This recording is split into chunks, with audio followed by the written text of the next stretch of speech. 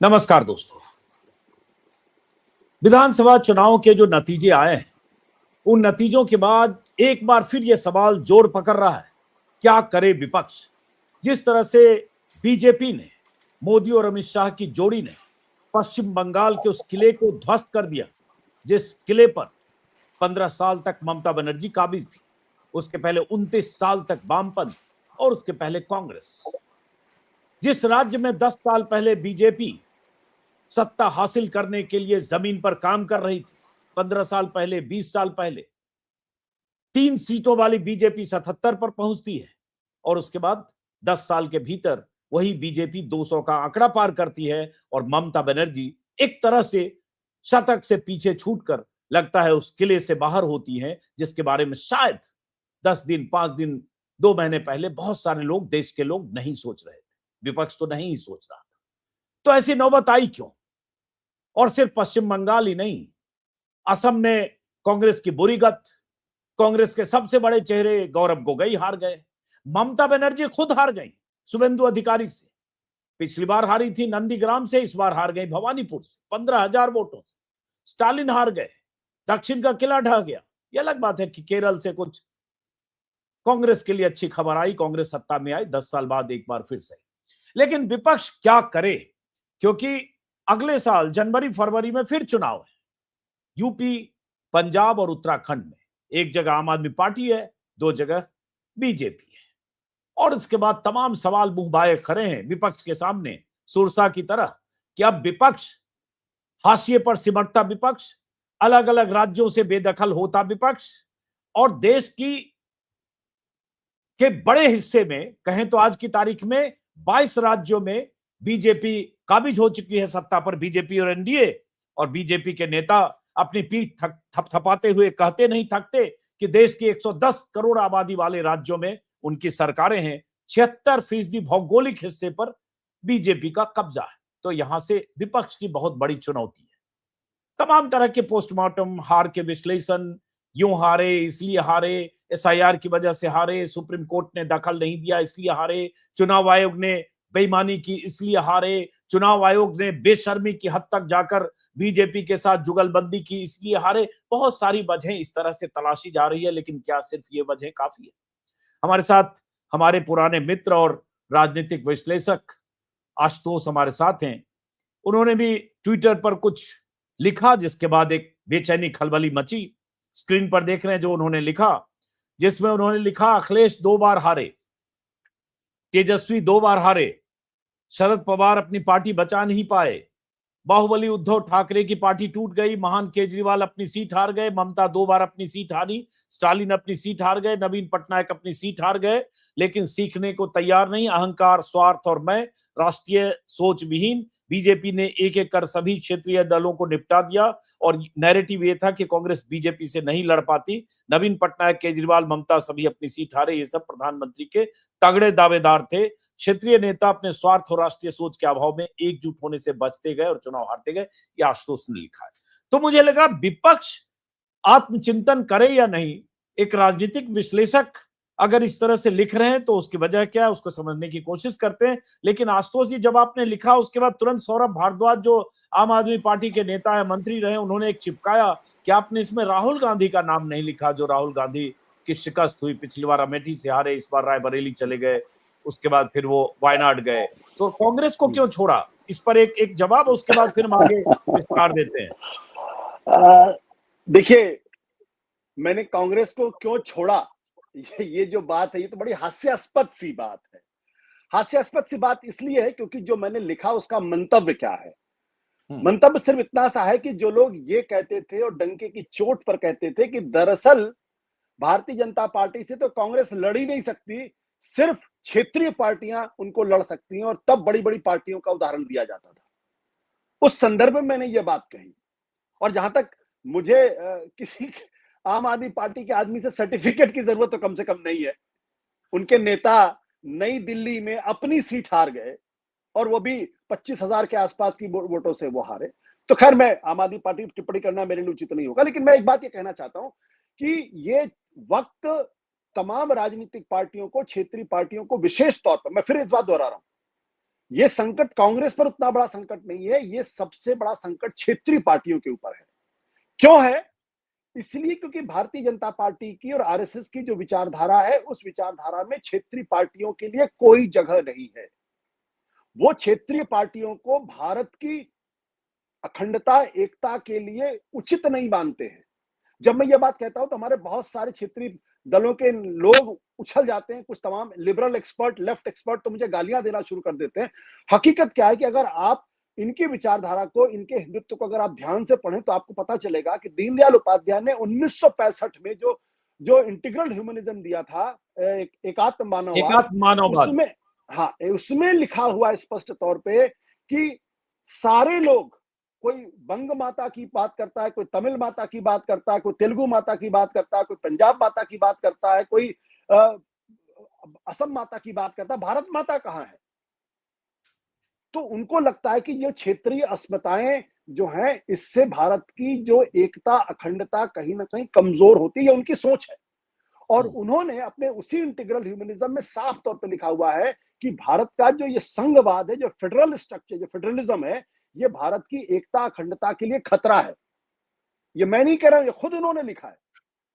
और उनका कहना है, गोलवलकर ये कहते हैं कि दरअसल इस देश के अंदर यूनिटरी व्यवस्था होनी चाहिए, one leader, one government, one parliament. इसका मतलब यह कि तमाम राज्यों के अंदर जो अलग अलग सरकारें हैं वो भी नहीं होनी चाहिए, सिर्फ एक ही संसद होनी चाहिए, बाकी जगह विधानसभा की भी जरूरत नहीं है। ये मेरे शब्द नहीं है, ये गोलवलकर के शब्द हैं। तो मैं उनके जो वैचारिक गुरु लोग हैं, जो जो दरअसल उनकी विचारधारा को जिन्होंने गढ़ा है, मैं उनको कोट कर रहा हूं।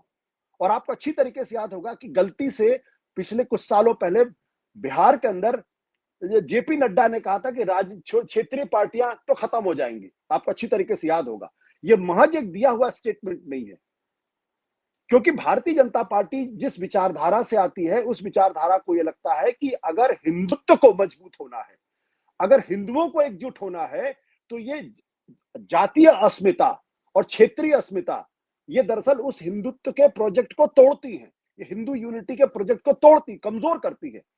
इसलिए एक मेटा आइडेंटिटी होनी चाहिए, और वो आइडेंटिटी है हिंदू। यानी हम सब हिंदू हैं, ना हम जातियों में बटे रहें, ना हम क्षेत्रीयता में बटे रहें, ना भाषाई विवाद में फंसे रहें। और ये तभी संभव होगा जब कश्मीर से कन्याकुमारी तक, गुजरात से असम तक, या उसके आगे मणिपुर तक सब हिंदू हो जाएं। कोई बंगाली ना हो, कोई मराठी ना हो, कोई ये ना हो। जब मैं ये बात कहता हूं तो लोगों को चुभती है, लेकिन जिनको ये बात चुभ रही होगी वो कृपया करके दीनदयाल उपाध्याय के इंटीग्रल ह्यूमनिज्म को पढ़ें। 4 दिन का उन्होंने व्याख्यान माला दिया था, और बाकायदा पुस्तक के तौर पर वो उपलब्ध भी है। ये बात अगर विपक्ष नहीं समझता, और खासकर क्षेत्रीय पार्टियां इस बात को नहीं समझती हैं, तो उनके लिए दिक्कत होगी। और इसीलिए मैंने कहा, सिर्फ केजरीवाल को दिल्ली में हराना, उनकी अपनी सीट पर ममता बनर्जी को हराना, नवीन पटनायक को हराना एक ग्रैंड स्ट्रेटजी का हिस्सा है। और उस ग्रैंड स्ट्रेटजी में क्या है कि जब आप उनके सबसे बड़े नेता को, जब आप उसकी कॉन्स्टिट्यूएंसी में फंसा के जब आप उसको हरा देते हैं, तो उस नेता का जैसे मनोबल भी जैसे डाउन राहुल होता है गांधी और को हराया पार्टी गया डाउन होती है। 2019 में, जैसे राहुल गांधी बिल्कुल। को घेर कर अमेठी में हराया। लेकिन मैं एक बात और बता दूं, उसमें हो सकता है मेरी बात लोगों को थोड़ी नागवार गुजरे। भारतीय जनता पार्टी चाहती है कि पूरे देश पर एक राष्ट्रीय पार्टी के तौर पर उसका कब्जा हो, और हर पार्टी चाहती है, लेकिन वो कांग्रेस को बर्दाश्त करने के लिए तैयार है, क्योंकि कांग्रेस एक राष्ट्रीय पार्टी है, उसका एक फुटप्रिंट है, वो एक राष्ट्रीय, वो जो जो जो उनकी राष्ट्रवाद की जो सोच है उसके हिसाब से तो फिट नहीं है। लेकिन एक नेशनल पार्टी होने के नाते वो कभी भी उस रास्ते पर नहीं चलेगी जिसकी वजह से बंटवारे की बात हो। ये मेरी अपनी सोच है। लेकिन आप देखिए, तमिलनाडु के अंदर द्रविड़ नाट की मांग हुई थी एक जमाने के अंदर, आपको ध्यान होगा, 1963 तक था। पेरियार का नारा अभी भी वहां पे चलता है कुछ लोगों में, जो अलग द्रविड़ सावरिन कंट्री की बात करते थे। खुद बंगाल के अंदर विभाजन के समय पे एक यूनाइटेड बंगाल का एक अलग नारा चल रहा था, सावरिन का। पंजाब का उदाहरण आपने देख ही लिया, वहां पे सेपरेटिज्म का आंदोलन बड़ी तेजी के साथ चला था।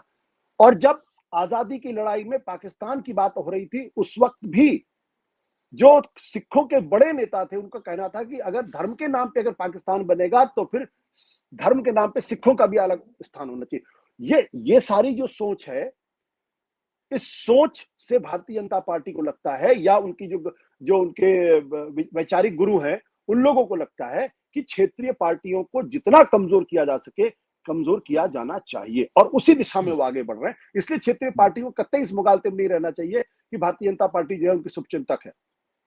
अब सवाल ये उठता है आशुतोष जी, ओवरऑल हम बात करने से पहले, जैसे पश्चिम बंगाल के जो नतीजे आए, वैसे पहले दर्शकों को ये भी बता दो, राहुल गांधी ने एक ट्वीट किया है कुछ देर पहले कि कांग्रेस के कुछ लोग और अन्य भी तृणमूल टीएमसी की हार पर खुशी जता रहे हैं। उन्हें साफ साफ समझनी चाहिए कि असम और बंगाल के जनादेश की कथित चोरी बीजेपी के लिए भारतीय लोकतंत्र को खत्म करने के अपने मिशन में एक बड़ा कदम है। छोटी मोटी राजनीति को किनारे रखिए, किसी एक पार्टी की बात नहीं। तो राहुल गांधी ने यह अब कहा, यह अलग बात है कि चुनाव के दौरान ममता बनर्जी पर हमलावर भी रहे और कांग्रेस वहां हर सीट पर चुनाव लड़ भी रही थी, 2 सीटें कांग्रेस को मिली। यही राहुल गांधी को ज्ञान अगर पहले प्राप्त होता और कुछ भी रास्ता निकला होता, कुछ भी सीट कम भी ली होती, तो शायद पश्चिम बंगाल में से कुछ बेहतर स्थिति होती। आशुतोष जी, अब बंगाल पर जरा यहां से शुरू करते हैं। ओवरऑल जो बंगाल के नतीजे हैं स्क्रीन पर देख रहे हैं, इसका जो मैंने भूमिका में बोला कि हर तरह से विश्लेषण में जो दोनों पक्ष के लोग अपने अपने हिसाब से विश्लेषण करते हैं, विपक्ष के लोग विपक्ष के प्रति सॉफ्ट कॉर्नर रखने वाले विश्लेषक, इसके लिए सारा कुछ चुनाव आयोग, एसआईआर, 27 लाख लोगों का नाम कटना, एएसडी में 58 लाख लोगों का नाम कटना, सिर्फ उसको जिम्मेदार मानते हैं। क्या यही सिर्फ वजह है कि ये नतीजे पश्चिम बंगाल में आए? क्योंकि 27 लाख लोगों के नाम कटे, वोट का गैप बीजेपी को टीएमसी से बहुत ज्यादा है, और टीएमसी का वोट शेयर देख लीजिए, लगभग 5% का फासला है। आप कैसे देखते हैं? देखिए, मैंने एक वीडियो देखा था, मैं किसी का नाम नहीं ले रहा हूं। उसमें कहा गया था कि पश्चिम बंगाल के अंदर ममता की सुनामी चल रही है। मतलब आप पत्रकार हैं, आप एक्सपर्ट हैं, आप ऐसे शब्दों का इस्तेमाल कर रहे हैं, और उसके बाद वहां पे अगर ममता बनर्जी की 80 सीटें मिली, इसका मतलब क्या है कि हमारी सोच में प्रॉब्लम है। और जब मैं ये बात कह रहा हूँ सोच की प्रॉब्लम, मैं इस चुनाव के दौरान तमाम चैनल पे जाके मैंने स्पष्ट तौर पे कहा, और अपने सत्य हिंदी के प्लेटफॉर्म पे भी मैंने कहा कि पश्चिम बंगाल भारतीय जनता पार्टी के लिए एक प्रयोगशाला है, और इसमें जो प्रयोग वो कर रही है, अगर उसमें कामयाब हो जाएगी तो आने वाले दिनों में इसकी जो गूंज है वो लंबे समय तक सुनाई पड़ेगी, और ये देश के लिए हितकारी बात नहीं हुई। ये मैंने एक बार नहीं, कई बार इस बारे में कहा। और जब मैं कह रहा था प्रयोगशाला है, तो मैंने साफ तौर पे गिनाया कि क्यों मैं ये कह रहा हूं कि प्रयोगशाला है। क्योंकि जब इस चुनाव की शुरुआत हुई तो आप वहां करीब 2,40,000 हाँ, 2,40,000 के आसपास आप सीआरपीएफ के जवानों को वहां नियुक्त किया, और 2,450 टुकड़ियां वहां पे लगाई आपने। फिर उसके साथ साथ आपने चीफ सेक्रेटरी को तबादला किया, डीजीपी को तबादला किया, होम सेक्रेटरी को तबादला किया, और साथ साथ तकरीबन 450 जो वरिष्ठ अधिकारी थे, पुलिस के अधिकारी थे, सेना के और जो पुलिस के दूसरे अधिकारी थे, उनका तबादला आपने किया। और कुछ इलाकों में चुन चुन कर आपने अपने विचारधारा के समर्थक अधिकारियों को नियुक्त करने की कोशिश को नियुक्त भी किया। उसमें ऑब्जर्वर भेजा। हाँ। इसकी ऑब्जर्वर भेजा, और ऑब्जर्वर का काम सिर्फ इतना होता है कि वो रिपोर्ट देता है। ऑब्जर्वर खुलेआम होकर बाद धमकी नहीं देता किसी को, वो काम एसपी डीएसपी का वहां संभालते हैं, कोई कार्रवाई नहीं उसके ऊपर। चुनाव के ठीक पहले 27 लाख लोगों के वोट काट दिए गए, और ये जो 27 लाख लोगों के काट दिए गए, ये एक क्राइम है। मैं मानता हूं ये क्राइम है, क्योंकि लोकतंत्र के अंदर अगर एक भी आदमी का वोटिंग राइट्स अगर सीज होता है तो वो गलत है। यहां 27 लाख लोगों के वोट काट दिए गए। और क्यों काटे गए? जबकि आपने अपना खुद नियम बनाया था कि 2002 में जिनके नाम उस वोटर लिस्ट में होंगे उनको किसी तरीके के डॉक्यूमेंट देने की जरूरत नहीं होगी, वो स्वाभाविक तौर पर वोटर मान लिए जाएंगे। इस पर सुप्रीम कोर्ट ने भी टिप्पणी की है। जस्टिस जयमाला बागची ने साफ तौर पर इस बारे में कहा है कि आपने तो अपना ही नियम बदल दिया। बिहार के अंदर आप कुछ कह रहे थे, यहां आप कुछ और बातें कर रहे हैं। क्या ये महज एक इत्तेफाक था? 27 लाख लोगों के वोट कट गए और उसमें कहीं कोई चू नहीं हुई। सुप्रीम कोर्ट तक ने उस पर किसी तरीके की टिप्पणी नहीं की। सुप्रीम कोर्ट को तो कम से कम जो वोटर के राइट्स का जब कॉन्स्टिट्यूशन का वायलेशन हो रहा था तो उसको प्रोटेक्शन देनी चाहिए, तो सुप्रीम कोर्ट से भी प्रोटेक्शन नहीं मिली। सुप्रीम कोर्ट ने एक ऐसी टिप्पणी की है जो भारत के इतिहास में लंबे समय तक याद किया जाएगा। जो इस बार वोट नहीं देंगे अगली बार वोट दे देंगे। हाँ, तो उसका मतलब ये कि एक समय ऐसा भी आ सकता है जब सुप्रीम कोर्ट ये भी कह सकता है अरे इस बार चुनाव नहीं हुए तो क्या 5 साल बाद दोबारा चुनाव करा लेंगे। इसका तो अर्थ यही हुआ कि 27 लाख लोगों को जो सुप्रीम कोर्ट से प्रोटेक्शन मिलना चाहिए वो प्रोटेक्शन नहीं मिला, और सुप्रीम कोर्ट अपने संवैधानिक कर्तव्यों के निर्वहन करने में असफल रहा। मैं साफ तौर पे कहता हूं इस बारे में। इसके अलावा जो आईपैक, जो ममता बनर्जी का जो पोल मैनेजमेंट कर रहा था, उसके डायरेक्टर को आप 1 हफ्ते पहले गिरफ्तार कर लेते हैं। और जिस दिन सेकेंड राउंड की वोटिंग खत्म होती है उसके अगले ही दिन उसको जमानत मिल जाती है, और वो भी पीएमएलए कानून के तहत, जिस पीएमएलए कानून के तहत लोगों को 1-1 साल, 1.5 साल तक आसानी से जमानत नहीं मिलती। सिर्फ 2 शर्तों पे जमानत मिलती है कि अगर प्रोसिक्यूशन का वकील ये कह दे कि भाई हमें कोई आपत्ति नहीं, आप इनको जमानत दे दीजिए, या कोर्ट प्राइमा फेसाई ये मान ले कि दरअसल ये जो है ये निर्दोष है। पीएमएलए के कानून में 1 हफ्ते के अंदर आईपैक के डायरेक्टर को जमानत मिल जाती है। क्या ये महज इत्तेफाक है? अगर ये सब इत्तेफाक है तो फिर मुझे कुछ नहीं कहना इस बारे में। और फिर आप क्या कहते हैं, सुबह शाम को 6 बजे से लेकर अगले सुबह 6 बजे तक मोटरसाइकिल से कोई आदमी नहीं जा सकता। उस पर कलकत्ता हाई कोर्ट ने थैंकफुली उनको जबरदस्त तरीके से लताड़ लगाई। आप क्या करना चाहते हैं? आप लोगों की लिबर्टी को आप खत्म कर देना चाहते हैं पूरी तरीके से। फिर 7 लाख नए वोटर जुड़ गए। आप देखिए, जो ट्राइब्यूनल बनना था, दरअसल जिसको अपील करनी थी, उसका गठन नहीं होता है। तो ये फिर प्रधानमंत्री, भारतीय जनता पार्टी अचानक संसद का सत्र बुला लेती है और उसमें वो महिला आरक्षण का बिल लेकर आती है, जानते हुए भी कि पास नहीं होगा।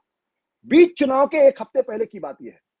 और जब वो हार जाते हैं तो राष्ट्र के नाम संबोधन करके तमाम विपक्षी पार्टियों को महिला विरोधी साबित करने की कोशिश करते हैं। अब ये सारी चीजें जो है वो एक्सेप्शनल हैं, इसलिए मैंने कहा कि ये एक प्रयोगशाला है। अब इस मेरा कहना ये नहीं कि बिल्कुल इसी प्रयोगशाला की वजह से ममता बनर्जी हारी, लेकिन जब तक इस संदर्भ को नहीं समझेंगे तब तक हम पश्चिम बंगाल के चुनाव का आकलन नहीं कर पाएंगे। मुझसे बार बार पूछा जा रहा था कि आप बताइए क्या होगा पश्चिम बंगाल के अंदर। मैंने कहा भाई ये प्रयोगशाला है, ये कामयाब अगर हो गई तो फिर हम कुछ नहीं कह पाएंगे। वैसे मुझे लगता है कि ममता बनर्जी को एज है, ये मैंने कहा, लेकिन अगर ये प्रयोगशाला है तो फिर कुछ नहीं कहा जा सकता। उसके बाद अब आप आकलन करिए, 15 साल अगर कोई मुख्यमंत्री रहेगी तो जाहिर सी बात है एंटी इनकम्बेंसी तो होगी, भ्रष्टाचार के आरोप भी होंगे। लेकिन जो कह रहे हैं कि एंटी इनकम्बेंसी इतनी ज्यादा थी, भ्रष्टाचार के आरोप बहुत ज्यादा गंभीर लग रहे थे, इसके आधार पर हार गए, तो फिर भारतीय जनता पार्टी की जो 1 दर्जन राज्यों में सरकारें बनी हुई हैं, वो भी उनको भी हारना चाहिए था, वो क्यों नहीं हारती? तो मेरा कहना है कि सिंप्लीफाइड तरीके से इस सवाल का जवाब नहीं मिलना चाहिए था। और जिस स्तर पे जाके हिंदुओं का कंसोलिडेशन पश्चिम बंगाल के अंदर भारतीय जनता पार्टी ने किया है, वो अपने आप में अकल्पनीय है। 2021 के चुनाव में 50% हिंदुओं ने भारतीय जनता पार्टी को वोट दिया था। इस बार अगर वो आंकड़ा 50 से बल्कि अगर 64% पहुंच गया है, तब भारतीय जनता पार्टी को आप नहीं हरा सकते। तो मुझे लगता है कि वही हुआ, क्योंकि पिछली बार भारतीय जनता पार्टी को 38% वोट मिला था, ममता बनर्जी को 48% वोट मिला था। इस बार वो 38% बढ़ के 47% हो गया, ममता का 48% 41% हो गया, यानी 7% का वोटों का आदान प्रदान हो गया। तो इसका मतलब बहुत स्पष्ट है कि ममता बनर्जी भारतीय जनता पार्टी को हिंदुओं का जबरदस्त तरीके से कंसोलिडेटेड वोट मिला है। और ये इस बात को सुनिश्चित करेगा कि जो भारतीय जनता पार्टी का जो आइडियोलॉजिकल प्रोजेक्ट था, जो मैं बार बार कहता हूं, भारतीय जनता पार्टी जब उसके 4 बड़े कांटे थे जिससे वो निपटना चाहती थी। जम्मू कश्मीर जहां मुस्लिम मेजोरिटी में थे, नॉर्थ ईस्ट जहां क्रिश्चियन मिशनरीज काम कर रहे थे, असम जहां 35% मुस्लिम है, बंगाल जहां 28% मुस्लिम है। वो जब मुसलमानों के बारे में बात करते हैं तो वो मुसलमानों को एक तरीके से हिंदू जो भारतीय अखंडता है, एकता है, उसके लिए वो कहीं ना कहीं एक खतरा मान के चलते हैं। और ये मैं नहीं कह रहा हूं, गोलवलकर ने अपनी किताब में लिखा है, उन्होंने साफ तौर पे कहा कि जम्मू कश्मीर तो मुसलमानों की वजह से पीछे चला गया, हमसे अलग हो गया। आधा काम असम में भी हो चुका है। और उस संदर्भ में अब वो काम वो बंगाल में भी करेंगे, बंगाल में भी वही करेंगे क्योंकि सत्ता में आ गए। लेकिन आशुतोष जी ये बताइए कि जिस तरह से बीजेपी हिंदुत्व करते हुए और हिंदुत्व के नाम पर अगर पोलराइज करके इस हद तक बंगाल को ले आई कि 64 से 70% हो सकता है, 70% हो, कुछ कंस्टिट्यूएंसी में उससे ज्यादा हो। शुभेंदु अधिकारी का एक बयान देख रहा हूं भवानीपुर को लेकर, आज तक पे एक इंटरव्यू है जिसमें वो कह रहे हैं कि 85% लोगों ने मुझे भवानीपुर में वोट दिया, 15,000 से जहां से ममता को हराया उन्होंने, वो खुद कह रहे हैं। और बार बार वो बयान देकर वो इस बात की तस्दीक कर रहे हैं कि मुसलमान एक तरफ है, हिंदू एक तरफ है, और ये भी कह रहे हैं कि उधर 99% ममता के साथ है। तो इससे कैसे चुनौती करेगा विपक्ष? भाई हिंदू मेजॉरिटी है देश में, और यही असम में देखने को मिल रहा है, यही बंगाल में। अब तक ये मान रहे थे कि ममता बनर्जी के पास 28% मुस्लिम वोट है, उसके बाद कुछ हिंदू वोट मिलेगा और 42, 44, 45% का उनका बेंचमार्क होगा। उसको तो बीजेपी ने तोड़ दिया 5%, 4.5% ज्यादा वोट लेकर। तो क्या करे विपक्ष? अब यही स्थिति यूपी में होने वाला है, जो अब चुनाव होगा जनवरी फरवरी में। मुझे लगता है कि अखिलेश यादव को कल रात नींद नहीं आई होगी और आगे आने वाले कई महीनों तक उनको नींद नहीं आएगी। मैं जो बात आपने सवाल पूछा, विपक्ष क्या करे, इस देश का इतिहास है कि जब जब विपक्ष एकजुट हुआ है तब तक सत्ताधारी पार्टी को, केंद्र की सत्ताधारी पार्टी को नुकसान हुआ और चुनाव हारी। 1967 एंटी कांग्रेसिज्म, सारा विपक्ष एकजुट हुआ, लगभग आधे दर्जन से ज्यादा राज्यों के अंदर विपक्ष कांग्रेस से अलग पार्टियों की सरकारें बनी। 1967 1977 जब सारा विपक्ष एकजुट होकर जनता पार्टी बना, तब इंदिरा गांधी चुनाव हारी। 1989 जब 400 सीटों राजीव गांधी लेकर आए थे, ज्योति बसु, लाल कृष्ण आडवाणी एक टेबल में बैठे खाना खा रहे थे, जबकि वो विचारधारा में एक दूसरे के कट्टर दुश्मन थे। विश्वनाथ प्रताप सिंह जो आगरा में जाके उस मंच पर भाषण नहीं देना चाहते थे जहां पे भारतीय जनता पार्टी का झंडा लगा हुआ था, लेकिन साथ थे, तो उन्होंने कांग्रेस को हराया। 2024 जब विपक्ष एकजुट हुआ, इंडिया गठबंधन बना और एकजुटता का एहसास लोगों को कराया, तब भारतीय जनता पार्टी 240 पर आके टिकी। ये जो ममता बनर्जी पर जो राहुल गांधी अटैक करते हैं, राहुल गांधी पर जो ममता बनर्जी अटैक करते हैं, मैं राहुल गांधी को जिम्मेदार नहीं ठहराता हूं। ममता बनर्जी भूल गई थी जब लोकसभा का चुनाव हो रहा था 2024, तब उन्होंने क्या कहा था? उन्होंने कहा था कि कांग्रेस पार्टी को तो 40 सीटें नहीं मिलेंगी। आप युद्ध के मैदान में हैं, आप इंडिया गठबंधन के साथी हैं और आप राहुल गांधी पर, कांग्रेस पार्टी पर हमले कर रहे हैं। फिर आप ये उम्मीद करेंगे राहुल गांधी आपके प्रति नरमी बरते? सवाल ही नहीं होता, बरतना भी नहीं चाहिए। ऐसे तो एक तो सबसे बड़ी शर्त यह है कि सबको, अभी मैं आज ही पढ़ रहा था, हिरण्मय नंदा जो समाजवादी पार्टी के वाइस प्रेसिडेंट है, किरण नंदा जिन्होंने कहा है कि उन्होंने पहले अखिलेश यादव को बता दिया था कि हार होने वाली है, इसलिए दूर रहे। और उन्होंने क्या बयान दिया है कि इससे ज्यादा भ्रष्ट सरकार हमने कहीं नहीं देखी। आप इंडिया गठबंधन के सदस्य और आप इस तरीके का बयान दे रहे हैं, तो मैं कहता हूं कि एकजुटता, और अगर इसी पश्चिम बंगाल के अंदर जिस दिन 27 लाख लोगों के वोट कटे, उस दिन कलकत्ता के अंदर सारे विपक्ष के तमाम बड़े नेता, शरद पवार, उद्धव ठाकरे, एम.के. स्टालिन, पिनराई विजयन, केजरीवाल, राहुल गांधी, खड़गे, उमर अब्दुल्ला, हेमंत सोरेन, सब पहुंच जाते कलकत्ता और वहां पे जाके धरने पर बैठ जाते। आप देखिए उसका असर होता। उसके बाद वहां से निकल के वो दिल्ली में आके बैठते कि ये नहीं होने देंगे हम, 27 लाख वोटों को वोट काट दिया जाए। मैं ये नहीं मानता किसका कटा किसका नहीं कटा, लेकिन 27 लाख वोटों को, उनकी वोटिंग राइट से अगर दूर किया जाता है तो ये लोकतंत्र के खिलाफ है, ये भारत के संविधान के खिलाफ है। क्या विपक्ष ने ऐसा काम किया? नहीं किया। तो विपक्ष को, और उसी बंगाल के अंदर अगर लेफ्ट फ्रंट, कांग्रेस और ममता बनर्जी अगर एक साथ चुनाव लड़ते, एक आवाज में बात करते, एक तरीके से मुद्दे उठाते, तब आप भारतीय जनता पार्टी को हरा सकते थे, लेकिन आपने नहीं किया। तो पहली शर्त क्या है कि एकजुटता। दूसरी बात, जो तमाम क्षेत्रीय पार्टियां हैं, ये इसलिए भी नहीं लड़ सकती क्योंकि इनकी कोई विचारधारा नहीं है। ज्यादातर वो पार्टियां हैं जो दरअसल एंटी कांग्रेसिज्म से जन्मी हुई हैं, चाहे वो अखिलेश यादव की पार्टी हो, चाहे वो तेजस्वी यादव की पार्टी हो, चाहे ममता बनर्जी की पार्टी हो, चाहे शरद पवार की पार्टी हो, चाहे शिवसेना की पार्टी हो। ये सारी पॉलिटिकल पार्टी एंटी कांग्रेसिज्म से निकली हुई है। इनको अपने अंदर के एंटी कांग्रेसिज्म को खत्म करना पड़ेगा और ये समझना पड़ेगा कि आप जिस पार्टी से लड़ रहे हैं उसके अंदर एक किलर इंस्टिंक्ट है, उसका नाम है भारतीय जनता पार्टी। वो कोई भी कोना छोड़ती नहीं है। एक एक ईंट के लिए वो लड़ाई करती है, सड़क पे लड़ाई लड़ती है, टेलीविजन चैनल पर लड़ाई लड़ती है, नैरेटिव की लड़ाई लड़ती है, छोड़ती नहीं आपको। तो अपने आपको एकता करके और एक सुनिश्चित सुविचारित विचारधारा को खड़ा करना पड़ेगा, जो राहुल गांधी पिछले कई सालों से लगातार कोशिश कर रहे हैं। जब मैं ये बात कहता हूं तो लोगों को तकलीफ होती है कि आप तो राहुल गांधी की चमचागिरी। मैं राहुल गांधी से एक ही बार मिला हूं बस, वो भी 4-5 सेकंड के लिए, मुझे कोई सर्टिफिकेट की जरूरत नहीं है। राहुल गांधी ने सोशल जस्टिस का मुद्दा खड़ा किया, ओबीसी को अपने साथ लाने की। राहुल गांधी ने संविधान बचाओ का मुद्दा खड़ा किया, जो दलित असर्शन को अपनी तरफ लाने की कोशिश है। राहुल गांधी जब संविधान बचाओ की बात करते हैं तो बाबा साहब अंबेडकर से जुड़ी हुई तमाम जो अस्मिताएं हैं उनको अपने साथ लाने की कोशिश करते हैं। जब वो संविधान बचाओ की बात करते हैं तो दरअसल इस देश के अंदर जो मुस्लिम तबका है, माइनॉरिटीज है, सेकुलरिज्म है, उसको भी अपनी तरफ लाने की बात करती है, क्योंकि इस वक्त इस देश के अंदर जो सबसे ज्यादा परेशान तबका है वो है मुस्लिम तबका। और संविधान बचाओ की बात करके आप उसको एहसास दिलाते हैं कि हम आपके हक की लड़ाई लड़ रहे हैं।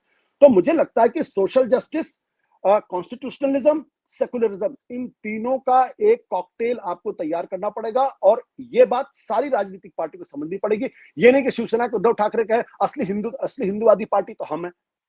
तो अगर आप असली हिंदूवादी पार्टी हैं तो आपसे ज्यादा बेहतर और प्योर हिंदू तो भारतीय जनता पार्टी है, तो लोग आपकी तरफ क्यों आएंगे? आपको याद होगा एक समय था जो राहुल गांधी मंदिर मंदिर घूम रहे थे, तो हाँ भाई, मंदिर मंदिर घूमने 2017 से के आपको चुनाव वोट में नहीं मैं उन्हें जने उधारी ब्राह्मण तक घोषित कर दिया गया था, सुरजेवाला ने बिल्कुल। कह दिया था। हम्म, हाँ, तो इसलिए मैंने कहा कि हाँ, संगठित होना पड़ेगा, बिना संगठन के कुछ नहीं हो सकता। लेकिन सवाल ये है आशुतोष जी, मैंने फिर कहा हम्म, कि हम्म, धीरे धीरे पिछले 5 सालों में ये हुआ। ठीक है, 2024 के चुनाव में 240 पर बीजेपी अटकी, और जिस तरह से 43 सीटें यूपी में अखिलेश यादव और कांग्रेस ने मिलकर जिस तरह से पीडीए या जो सब तरह की जातियों का एक अम्ब्रेला बनाया, और उसके बाद उसका असर हुआ। अवधेश पासी जैसे लोग अयोध्या से जीते, और तमाम सीटें जिस तरह से कब्जे में है, जो बीजेपी ने कभी सोची नहीं होगी कि 37 पर अटकेगी। लेकिन सवाल यह है कि उसके बाद जितने चुनाव हुए, 2024 को बेंचमार्क अगर लेते हैं, और उसके बाद के चुनाव देख लीजिए, हरियाणा हो, महाराष्ट्र हो, या अभी बंगाल हो गया, असम तो रिपीट कर ही दिया, उसके बाद के चुनाव में लगातार बीजेपी को कामयाबी ही कामयाबी हासिल हुई। तो यहां तक दिल्ली जीत लिया।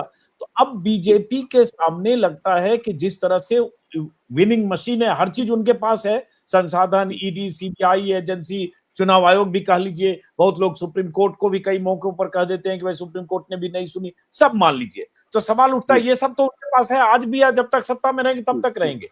और उसके साथ एक हिंदुत्व का बहुत बड़ा उन्होंने एक कवच बना लिया है।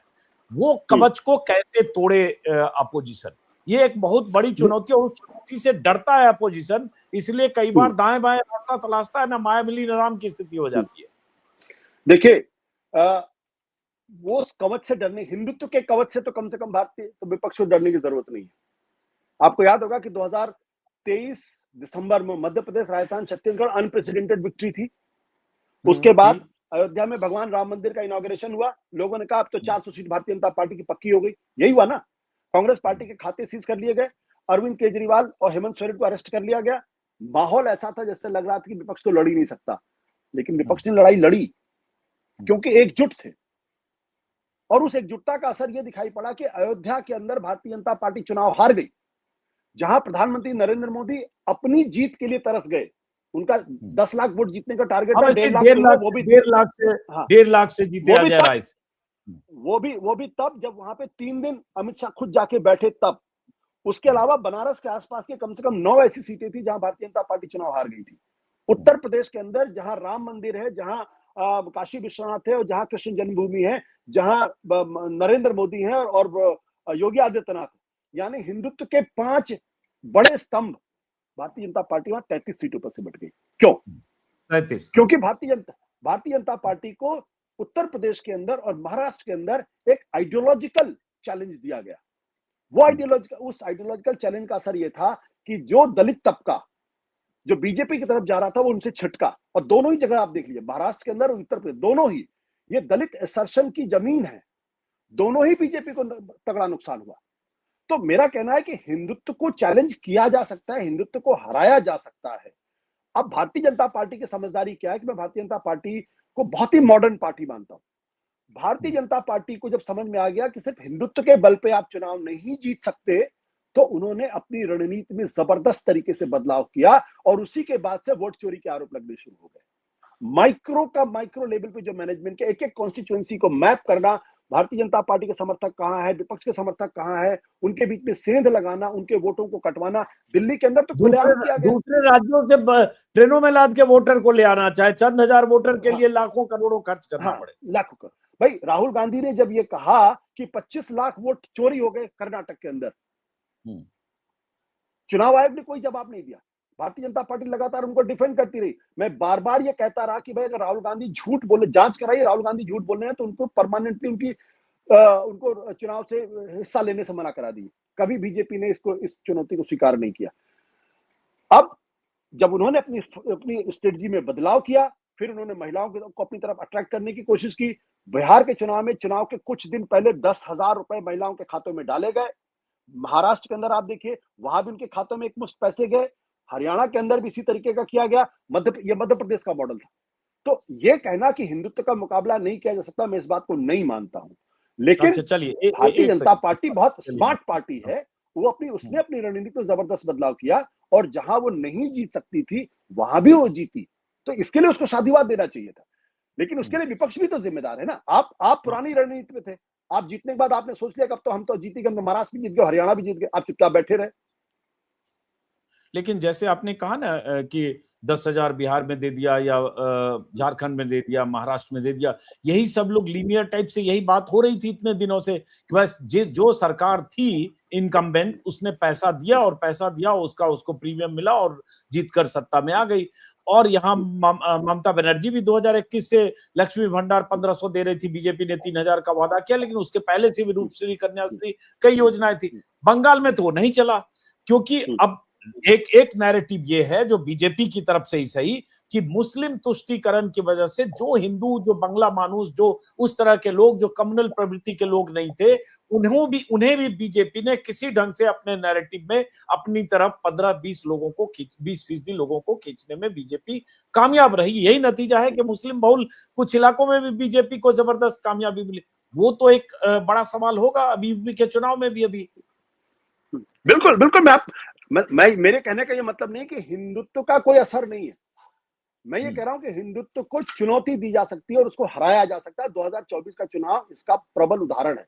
अगर आप इस देश में देखिए, हिंदुत्व जो है वो एक Meta identity Bharatiya Janata party create करने की कोशिश कर, लेकिन इस मेटा आइडेंटिटी में भी जो दलित और पिछड़ा तबका है, जो सोशल जस्टिस की लड़ाई कर रहा है, उसको अगर आप धार दे दें, उसको अगर आप तेज कर दें, जो दलितों के मन में जो भाई चुनाव के दौरान प्रधानमंत्री नरेंद्र मोदी को कहना पड़ा ना, बाबा साहब अम्बेडकर भी आ जाए तब भी संविधान को नहीं बदल सकते, क्यों आपको कहने की जरूरत पड़ी? तो अगर सारा विपक्ष तय कर ले कि नहीं, हमको दलितों को अपनी तरफ लाना है और उनकी सोशल जस्टिस की लड़ाई को हमें मजबूत कराना, उनके रिजर्वेशन के अधिकार पर उनको किसी भी तरीके की कमजोरी नहीं करने देनी। आपको याद होगा कि यूजीसी का जो बिल आया था क्यों वापस लेना पड़ा? क्योंकि उससे अपर कास्ट भी नाराज हो रहा था और छोटी जातियों को भी नाराजगी उठा लिए गए तो नाराजगी हुई। ये जो कास्ट आइडेंटिटीज हैं, आप वो हिंदुत्व की आइडेंटिटी पैदा करना चाहते हैं। आप सोशल जस्टिस की लड़ाई को जितना तेज करेंगे, ओबीसी इस देश के अंदर 50% तो कम से कम है ही, उसके बाद 20-22% जो है वो दलित तबका है और ट्राइबल तबका, आदिवासी तबका भी है। तो अगर आप टारगेट तरीके से दलितों और पिछड़ों के लिए आप आंदोलन करिए, उनके हक की लड़ाई लड़िए और एक एक जिले में जाइए, एक एक गांव में जाइए और सारा विपक्ष एकजुटता का उदाहरण दे, मुझे इसमें कोई संदेह नहीं कि आप हिंदुत्व के प्रोजेक्ट को नहीं हरा सकते हैं, बशर्ते आपके अंदर वो किलर इंस्टिंक्ट हो। आपके अंदर किलर इंस्टिंक्ट है ही नहीं। बस जैसे आपने किलर इंस्टिंक्ट की बात की ना कि सारा विपक्ष गांव में जाइए या लड़िए, देखिए यूपी में चुनाव है अगले साल जनवरी फरवरी में, ठीक है, अभी से जोड़ेंगे तो 7 ही महीने काम करने लायक, 7 महीने बच गए, 8 महीने मैक्सिमम मान लीजिए, और 75 जिले हैं यूपी में। और यूपी में जिस तरह से पॉलिटिक्स हो रही है 80-20 और जिस तरह के नारे बुलंद, काशी मथुरा, और ये थोड़ा लोकसभा के बाद, चुनाव के बाद भी स्थितियां हो सकता है बदली हो। सवाल उठता है विपक्ष इस इतने बड़े राज्य में लड़ने के लिए जो सड़क पर जिलों में दिखना चाहिए, या अब जब चुनाव में बहुत कम वक्त बच गया है तो दिखना चाहिए, वो दिख रहा है क्या? बीजेपी तो लगातार 365 डेज काम करती है, लेकिन अगर आप चुनाव के कुछ महीने पहले आएंगे चुनाव मैदान में लड़ने के लिए, चाहे रथ यात्रा लेकर निकले, चाहे बस यात्रा लेकर, चाहे पैदल यात्रा लेकर, चाहे कुछ भी करके, वो तब तक वो जमीन के नीचे बहुत काम कर चुकी होती है बीजेपी। बिल्कुल, मैं आपकी बात से सहमत हूं। आपको याद होगा बाई इलेक्शन हो रहा था, बाई इलेक्शन के अंदर सबको मालूम था किस तरीके से सुरक्षा बलों को लगा के एक मुस्लिम तबके को वोट नहीं देने दिया गया, या जो समाजवादी पार्टी के समर्थक उनको वोट नहीं देने गया। अखिलेश यादव ने क्या किया वहां जाके? कुछ किया? जब तक, मैं साफ कह दूं, जितनी तस्वीरें आपके लगी, राहुल गांधी, ममता बनर्जी, उद्धव ठाकरे, अरविंद केजरीवाल, स्टालिन, तेजस्वी यादव, अखिलेश यादव, जब तक इनके सर नहीं फूटेंगे, जब तक इनकी हड्डियां नहीं टूटेंगी, तब तक आप बीजेपी को हराने का सपना भूल जाइए। सड़क पर उतरना पड़ेगा, एक एक आदमी को कांटेक्ट करना पड़ेगा। मैं अगर इनकी जगह पे होता तो मैं गाजियाबाद से गाजीपुर की अब तक 3 यात्राएं कर चुका होता, पैदल यात्रा करता, दलितों की बस्तियों में जाता, ओबीसी तबके के पास जाता, सबको ये भरोसा दिलाता कि आपकी लड़ाई मैं लड़ रहा हूं। ये जो भारतीय जनता पार्टी का जो हिंदुत्व है, जो आपको हिंदू बनाने की कोशिश की जा रही है, दरअसल ये एक ऐसी व्यवस्था है जिसमें आपका इस्तेमाल होगा और आपको कहीं कोई जगह नहीं मिलने वाली है। आपको ये नैरेटिव खड़ा करना पड़ेगा। आप ये नैरेटिव नहीं खड़ा करेंगे, सिर्फ कांग्रेस, भारतीय जनता पार्टी को दोष देंगे। भाई राहुल गांधी, देखिए, राहुल गांधी से ज्यादा तो कोई नहीं पिटा इस देश के अंदर, मीडिया से लेकर लेफ्ट फ्रंट के लेफ्ट और लिबरल इंटेलेक्चुअल तक सबने उनको किनारे कर दिया था। लेकिन जब कन्याकुमारी से कश्मीर गए, जब वो मणिपुर से निकल के, जब वहां तक, त्रिपुरा से निकल के जब वहां तक गुजरात तक गए, तब उनकी छवि में बदलाव आया कि नहीं बदलाव आया? मैं नहीं कहता हूं बहुत कामयाब है, लेकिन जिस कंसिस्टेंसी के साथ वो कास्ट सेंसस का मुद्दा उठा रहे हैं, अगर उसी कास्ट सेंसस के ऊपर अखिलेश यादव, तेजस्वी यादव, ममता बनर्जी, उद्धव ठाकरे, शरद पवार, सारे लोग एक आवाज में बोलना शुरू कर दें कि भारतीय जनता पार्टी ओबीसी विरोधी है, भारतीय जनता पार्टी ओबीसी विरोधी है, कास्ट सेंसस के खिलाफ है, कास्ट सेंसस के खिलाफ है, ये दलित विरोधी है, संविधान को बदलना चाहती, अभी देखिए इस देश के अंदर माहौल कैसा होगा। लेकिन जो नीतीश कुमार ने आवाज उठाई, राहुल गांधी ने उसको पकड़ा, लेकिन उसको आगे जिस तरीके से मैग्नीफाई करना चाहिए था वो नहीं किया।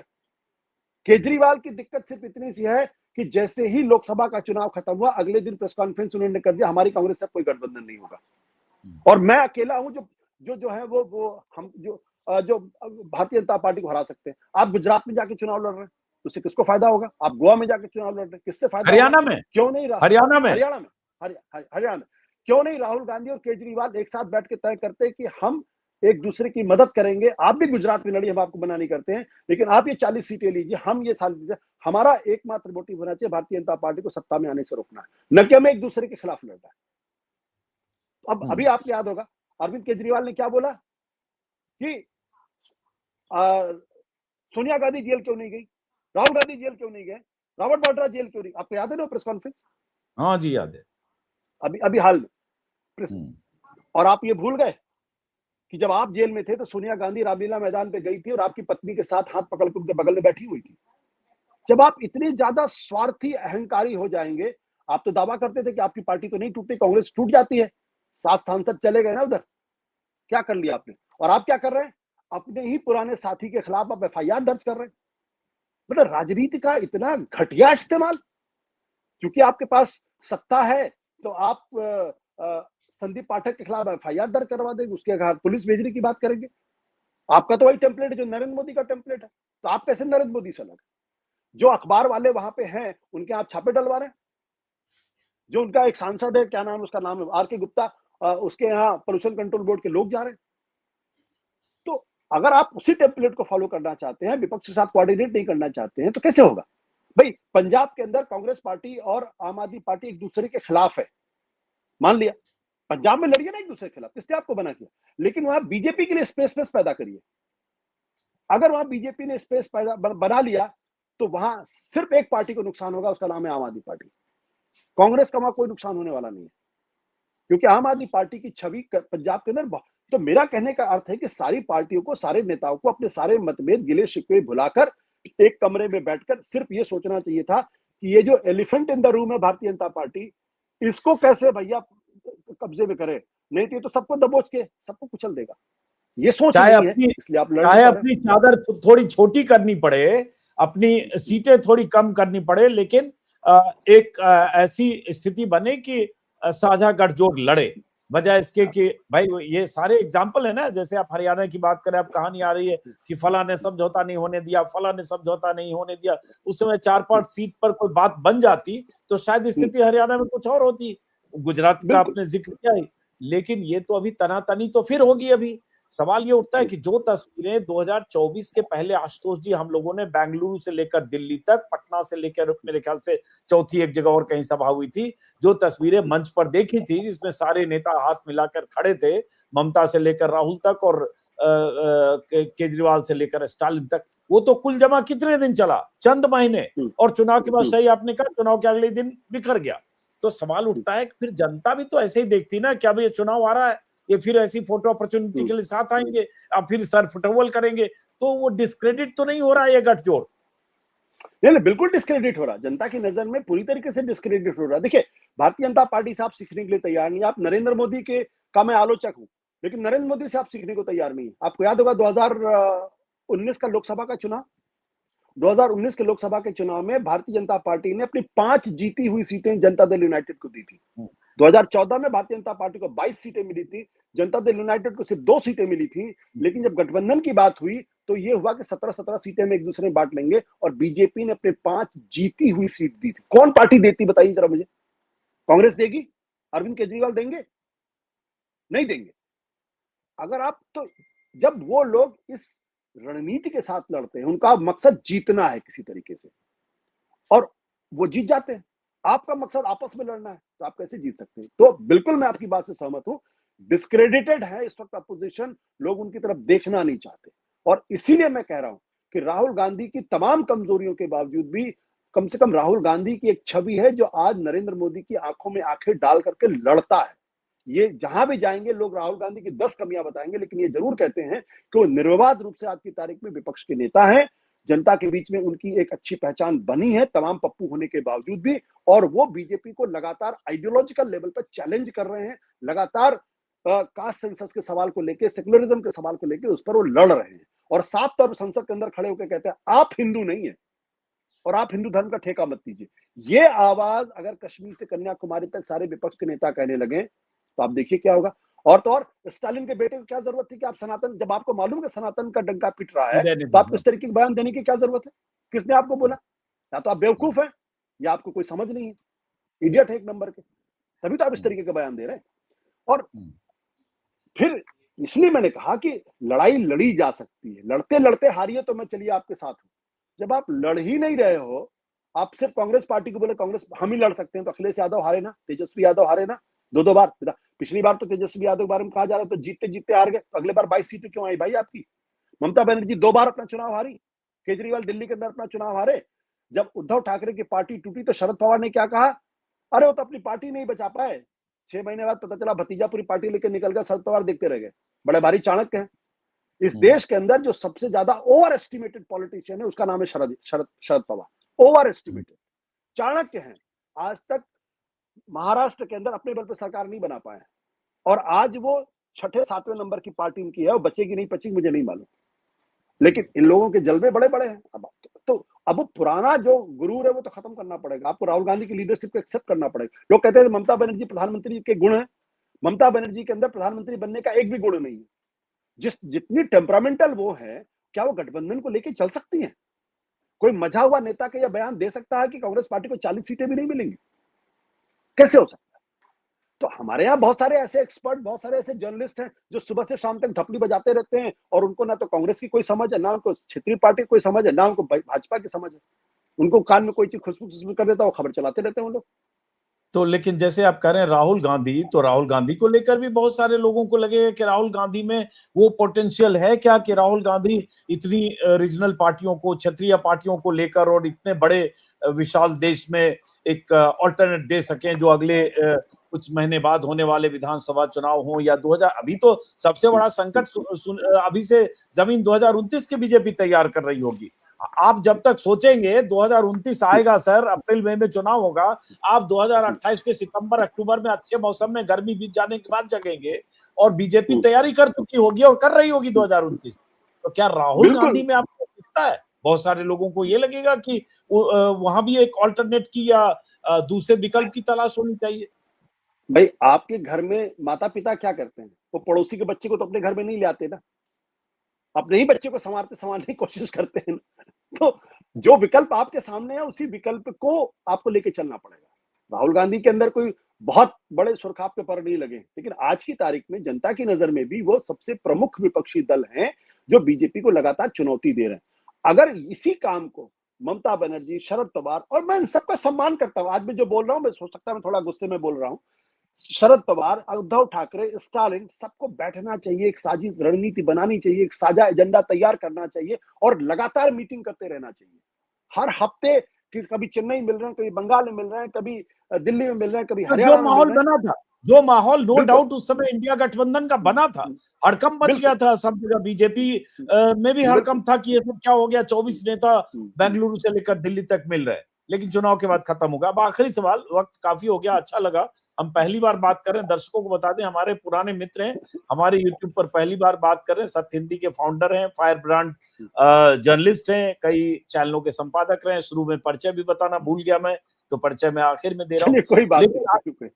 आखिर में कि क्या जितनी बातें आप कह रहे हैं इसकी गुंजाइश आप देखते हैं ये वेकअप कॉल की तरह है? जैसे 2024 के पहले भी उन्हें वेकअप कॉल लगा तो सब एकजुट हो गए, अब ये क्या ये वेकअप कॉल है कि जिसके बाद ये जगे और लगे कि अब अभी से चाहे यूपी, पंजाब, उत्तराखंड की बात हो, चाहे आगे की तैयारी हो, हमको जुटने की जरूरत, क्योंकि फिर चुनाव ही चुनाव है हर साल। देखिए, आप एक बात समझिए, अगर अब नहीं समझे तो खत्म हो जाएंगे।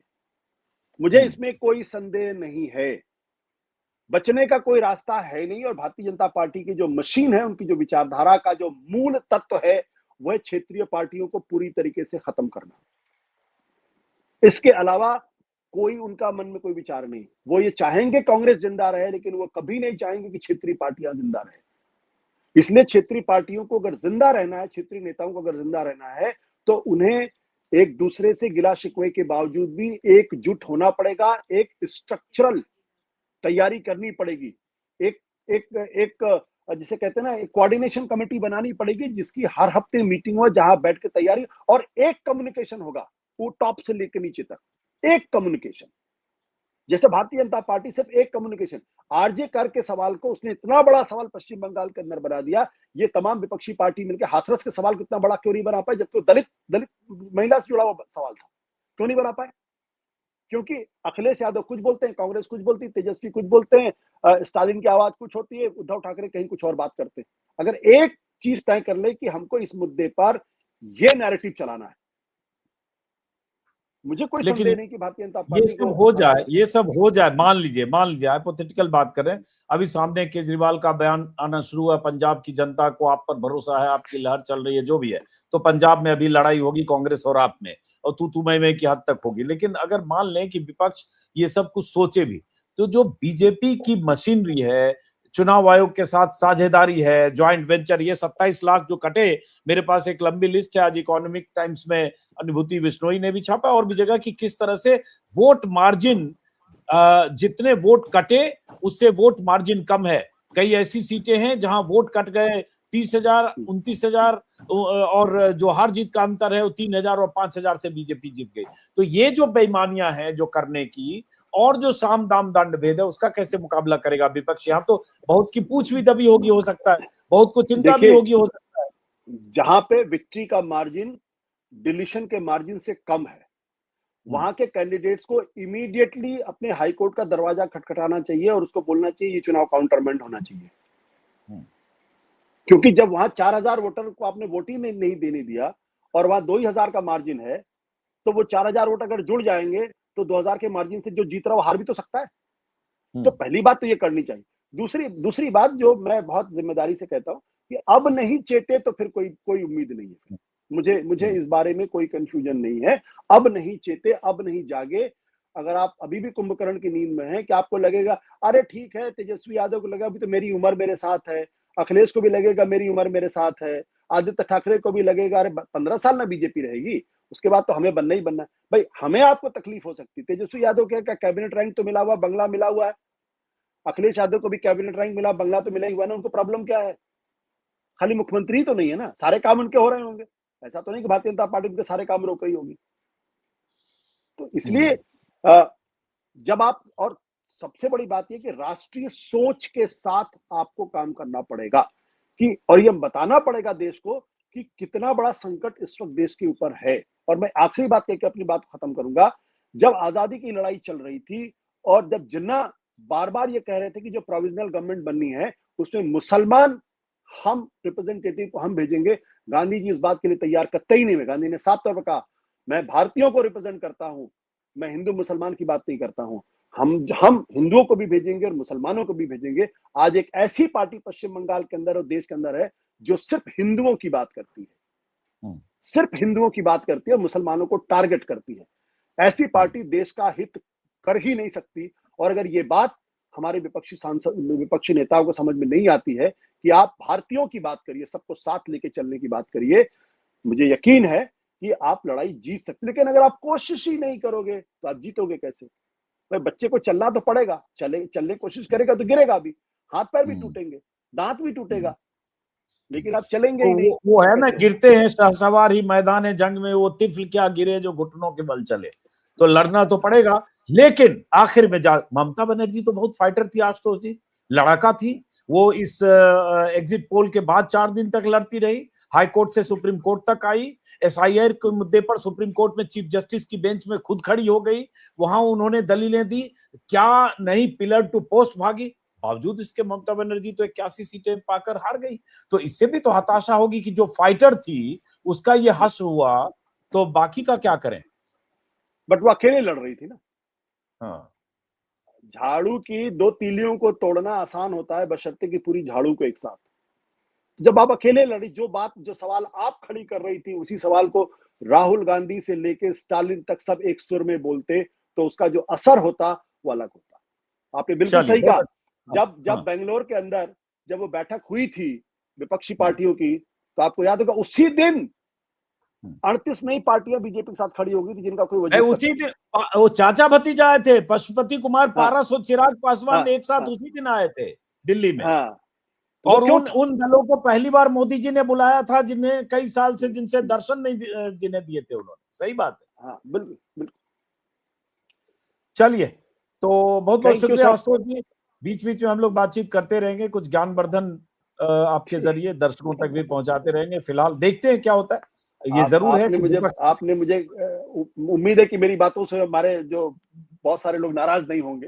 अरे नाराज होंगे तो होंगे भाई, ये तो जो गलती है, जो चूक है, जो खामियां है, वो तो कहनी पड़ेगी ना। हमारा काम ना, हम किसी पार्टी के प्रवक्ता है ना, आप किसी पार्टी के कमिटेड वर्कर हैं, तो फिर क्या मतलब है। आलोचना का होना चाहिए, जो लगता है आलोचक को अपनी बात का था। फिलहाल बहुत बहुत शुक्रिया आशुतोष जी, नमस्कार। Thank you, thank you, thank you, thank you, thank you.